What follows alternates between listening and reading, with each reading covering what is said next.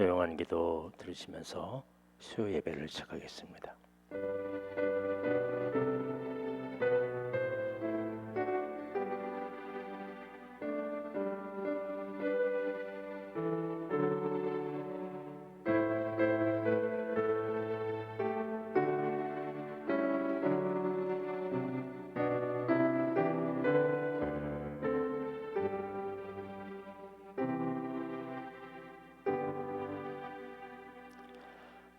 찬송가 456장입니다.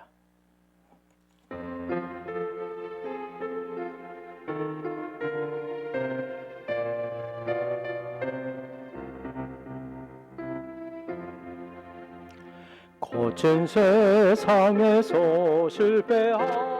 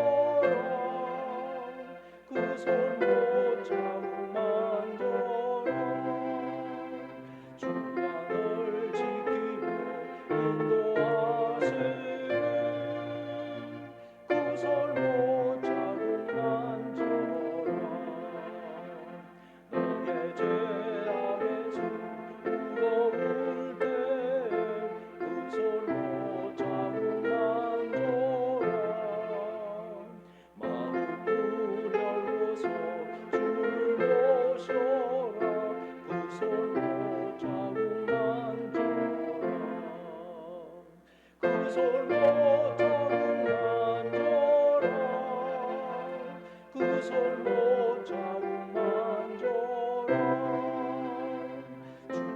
고대해라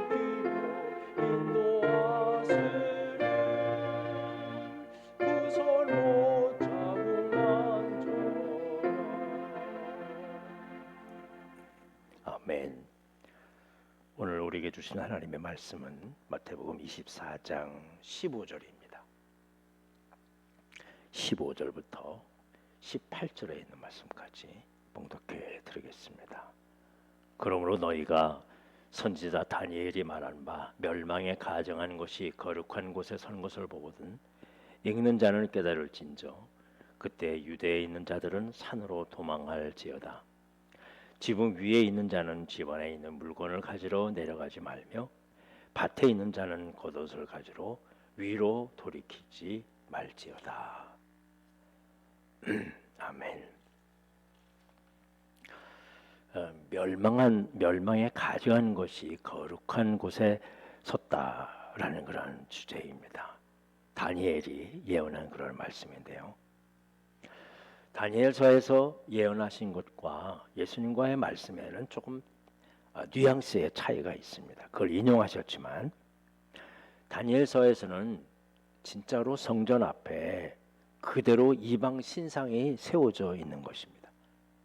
바벨론 왕과 황소의 신상이 예루살렘 성전 앞에 딱 서 있습니다. 하나도 보이지 않습니다. 성전이 더 훨씬 더 이 상이 큰 겁니다. 너무 웅대해서 성전이 보이지 않을 정도입니다.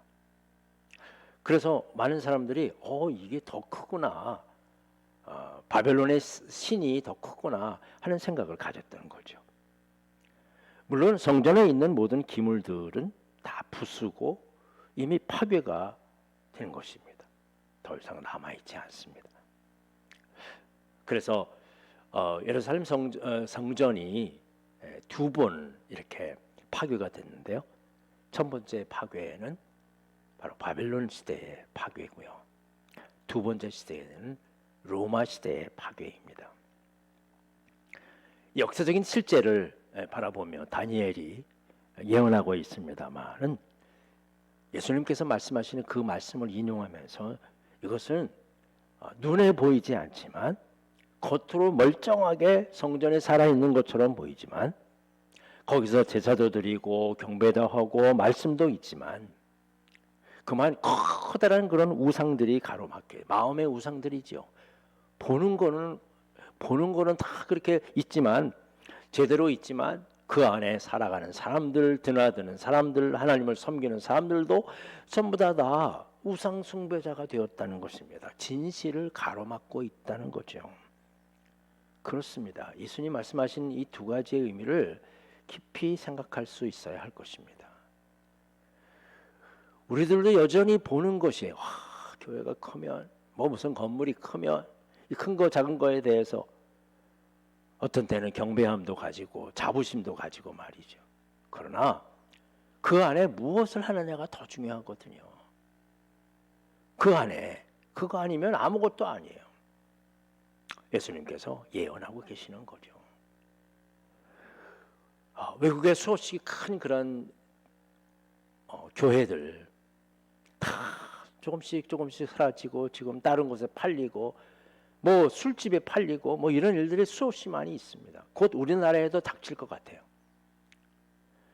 유럽에서는 거의 이렇게 오래된 그런 전시장, 관광 명소로만 그저 몇 사람 노인들만 모여서 예배를 드리는 그런 곳으로 전락해버리고 말았습니다. 이게 바로 예수님께서 말씀하시는 멸망에 가증하는 것이 거룩한 곳에 서는 곳이라는 것입니다. 우리 정신 바짝 차려야 합니다. 벌써 이 시대를 지나서 다음 세대에 앞으로 30년, 50년 이후에 교회가 어떻게 될 것인가 장담할 수 없다는 것입니다. 모두가 다. 예수님께서는 이런 멸망에 가증한 것이 서 있거든 도망가라, 산으로 도망가라 라고 그렇게 말씀하십니다. 즉 이것도 여전히 마찬가지입니다.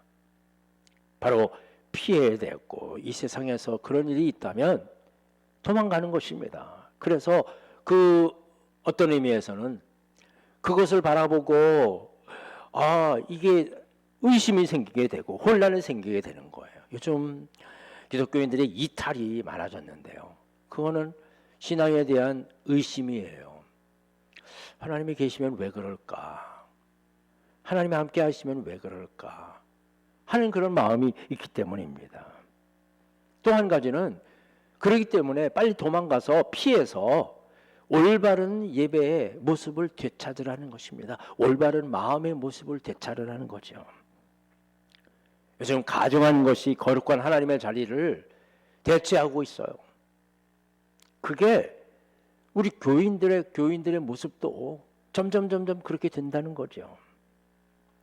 우리는 그런 일이 있을 때 닥치고 있는데 바로 하나님 말씀 앞에서 말씀을 따라 겸손하게 나아가는 우리들이 되어야 할 것입니다. 예수님이 아닌 다른 것을 따르게 하는 것, 우리들에게 예수님의 자리를 다른 것으로 대체하려는 그런 사람들. 예수님께서 멸망에 가증한 것이 거룩한 곳에서 오든 산으로 도망해라. 이 말씀은 두 번째 성전이 이렇게 완전히 무너지는 그런 역사인데요. 기원 60년경에 로마 총독인 플로투스가 예루살렘 성전에서 성전 금고를 가져다가 금을 꺼내려고 했습니다. 당시 다른 모든 것들은 다 불안했지만 성전만은 이 로마에서 건드리지 않았기 때문에 많은 사람들이 성전에다가 금을 보관해 둔 겁니다.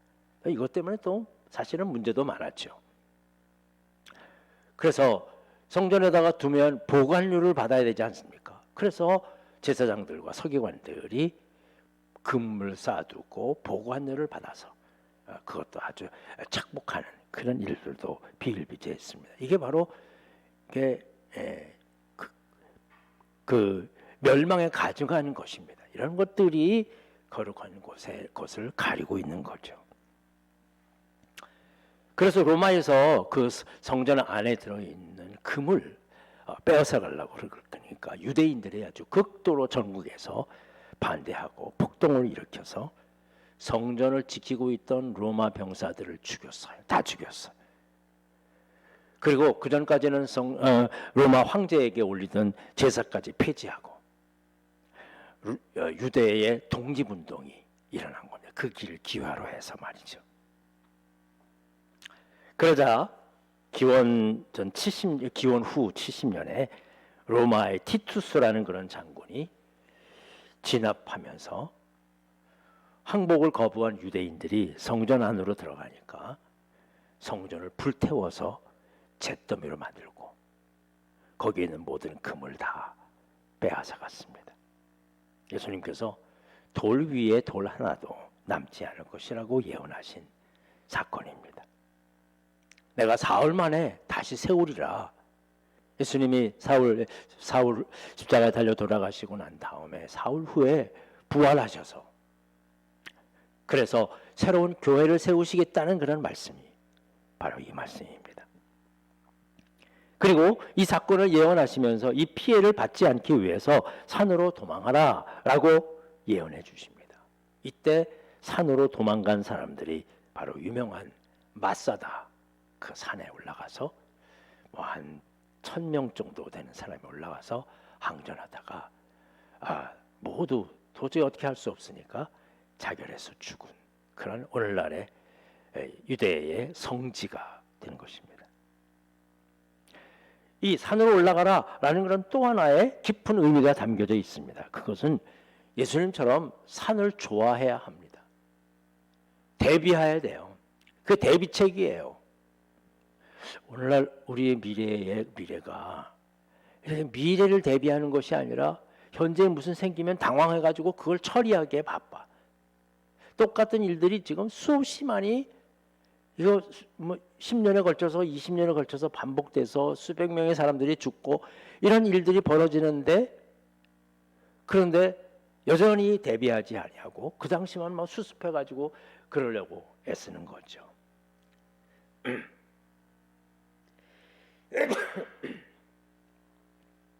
그래서 예수님처럼 산에 올라가 대비하라 라는 말씀입니다. 어떤 일이 일어나더라도 우리는 대비할 수 있어야 됩니다. 그 대비가 뭡니까? 하나님 앞에 기도하는 것입니다. 우리는 사건이 일어나면 책임자를 찾아내라고 원인과 결과를 따지고 막 그러다가 그거 지나면 또 다시 옛날처럼 돌아가요. 그러다 또 사고 나고 해결되지 않고 분란만 켜집니다. 우리 위에 기도해야 합니다. 정말 정치가들이 정신을 바짝 차려서 이 땅의 미래를 정말 예비할 수 있도록 말이죠. 예비할 수 있도록. 미국의 요세미티 그 공원에 가면 그 산꼭대기에 돌들이 이렇게 얹혀져 있거든요. 그게 언제 떨어질지 몰라. 그런데 미국에서는 그걸 다 계산을 해가지고 요건 몇 년도에 떨어질 거다. 요건 몇 년도에 굴러 떨어질 거다. 산채만한 돌이니까. 그래서 그걸 다 대비하고 있는 거야.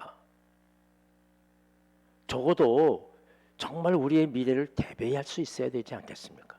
그냥 대통령이 되는 거, 국회의원이 되는 거, 무슨 뭐가 되는 것만 대비하면서 이 땅의 미래에 대해서 과연 얼만큼 대비하고 있는가? 한국의 지금 남북 간의 무기 경쟁이 이렇게 치솟고 있는데 역사적으로 보면 무기를 자꾸 만들어 놓고 키우면 언젠가는 그거 사용하거든요. 그 역사가 있는데도 우리는 그 역사를 알지 못해요. 그 역사를 알 수 없어요. 그래서 알 수 없는 게 아니라 그걸 무시하는 거죠. 옛날에 그랬는데. 근데 너무 지금은 멀쩡하게 아무 일도 일어나지 않은 것처럼 우리 다음 세대에 전쟁을 물려주지 말아야 되는데 말이죠. 하나님께서는 이 땅에 어두움이 있을 때마다 기도하는 무리들의 기도를 들으셨습니다. 이 땅의 전쟁도 그렇고요. 여러 가지 많은 해방일도 그렇고요. 오늘날은 이렇게 모여 기도하고 그런 일들이 항의하는 일은 좋아졌어. 많아졌어요. 물러나라 그러고 뭐 잘못했다 그러고 시위하는 일은 좋아졌는데 많아졌는데 우리 기독교인들도 마찬가지예요. 막 외치고 소리 지르고 그런 일들은 좋아졌는데 정말 우리가 모여서 기도하는 그런 모습이 되어야 될 텐데 우리가 광화문 그런 앞에 가서 광장 앞에 가서 모두 엎드려 정말 몇 시간씩 비가 오나 눈이 오나 엎드려 하나님 앞에 기도한다면 하나님께서 감동하실 것이고요. 사람들도 감동하실 거예요. 정말 그런 모습을 보고 싶어요. 우리는 어려울 때마다 하나님 앞에 기도하는 우리가 되어야 할 것입니다. 작게는 가정에서 중요합니다. 개인적으로 나라와 민족과 세계에 일어나는 문제들을 위해 기도가 우선이에요. 그런데 지금은 기도가 우선이 아니야. 모든 일들이 남 공격하고 다른 사람들의 모든 문제들을 어려운 그런 일들 속에서 다른 사람들이 어떤 약점들을 캐어내고 그게 아주 일반화되어 있어요. 교회도 마찬가지예요. 조그만 그런 문제가 생기면 막 서로 공격하고 법적으로 지금 교회의 분란이 일어나는 그런 법적으로 통계를 보면 800교회가 넘는답니다. 800교회. 근데 이 800교회라는 자체가 교회 분란이 작은 교회에서는 일어나지 않잖아요. 적어도 뭐 한 500명, 1000명 이상 되는 그런 교회가 분란이 생기는 건데 우리나라에 800교회 이상이 지금 법원에 계류되어 있어. 누가 잘못했느냐? 막. 여러분, 기도하는 사람만이 할 말이 있습니다. 또 기도하는 사람은 말하지 않아요. 기도하지 않는 소리는 울리는 꽹과리에 불과하다는 것. 기도하는 소리만이 세상을 움직이고 기도하는 사람만이 이 땅에 남는 것입니다. 우리들이 어려운 시대에 살고 있습니다. 가장 어려운 시대입니다. 뭐 어려운 시대가 아닌 적이 없었지만 이런 위기 시대에 다시 한번 하나님 앞에 엎드리는 기도의 삶으로 회복하십시다. 그래야 되는 거예요. 교회도 기도의 자리가 세워져야 하고 우리 속해 모여서 속도들을 위해서 그냥 이야기하고 그리고 지나가는 것이 아니라 속도들을 위해서 진심으로 기도하고 언제 모여서 기도할 수 있습니까? 그런 모임의 장소가 되어야 할 것입니다. 끝으로 예수님께서는 지붕 위에 있는 자는 집 안에 있는 물건을 가지러 내려가지 말고 밭에 있는 자는 겉옷을 가지러 뒤로 돌이키지 말라. 이건 욕심이거든요. 생명보다 더 귀한 것이 무엇이 있습니까? 그러나 우리는 지금 현재 생명보다 더 물질을 귀하게 여기고 세상의 권력을 귀하게 여기고 그러면서 이 세상이 이렇게 어지러져 가는 거예요. 인간의 욕심 때문에 생명을 잃어버린 일들이 비일비재합니다. 이소우화에 좁은 그런 입구 있는 항아리에다가 맛있는 걸 갖다 놓고 그리고 원숭이한테 보여줬더니 손을 들어갈 때는 들어가요. 그러나 그 먹을 거를 갖다 손에 쥐고서 뺄래니까 안 나오는 거야. 뺄래니까 안 나와요. 놓으면 나오는데 꼭 우리 똑같아요. 우리가 원숭이 탓할 거 하나도 없어요. 그렇습니다. 버리면 될 것을, 놓으면 될 것을, 정치가 뭔지, 권력이 뭔지, 돈이 뭔지 그것 때문에 이 세상의 부요함과 물질은 언제나 부러움과 우리의 목적이 되어 있습니다. 그러나 그것은 우리의 함정이나 우리의 덫이 될 수 있다는 사실을 명심해야 할 것입니다. 멸망에 가정한 것이 가까이 하면 거기에 파묻힐 수밖에 없습니다. 처음에는 몰라요. 그러나 점점 생각이 없어지는 거죠. 이단에 빠지면, 뭐 이단뿐만 아니에요. 교회도 너무 심하게 빠지면요, 거기에서 헤어나지 못해. 그래서 바늘도둑이 소도둑 된다 그러잖아요.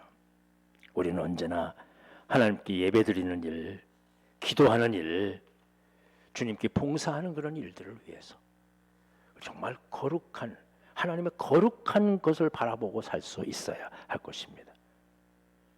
오늘날 많이 멀어졌습니다. 무엇이 나로 하여금 기도의 자리, 예배의 자리, 말씀의 자리에서 멀어지게 하는가?